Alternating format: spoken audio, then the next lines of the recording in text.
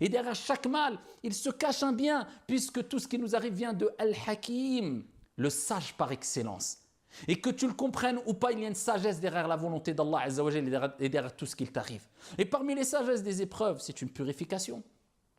C'est un rappel à l'ordre. Allah Azza wa Jalla veut que tu reviennes vers lui, puisque lors des épreuves, c'est à ce moment-là où on a tendance de s'en remettre à Allah, puisqu'on sait que personne ne peut venir en notre aide, ne peut venir nous aider, si ce n'est Allah subhanahu wa ta'ala. On lève nos mains et on dit « Ya Allah, Ya Rab ». C'est lors des épreuves, souvent.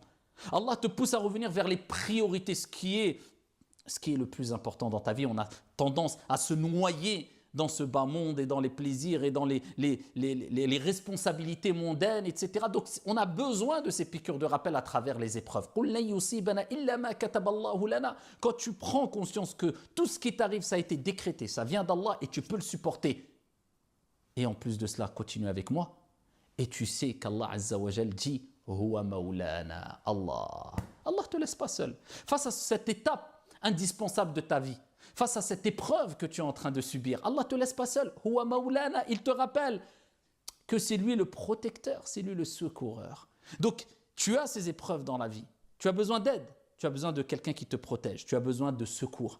Huwa Maulana, celui qui a mis cela sur ton chemin, c'est lui qui te protégera, c'est lui qui te secourra. Donc, il ne te laisse pas seul, Allah subhanahu wa ta'ala. Et c'est une preuve d'amour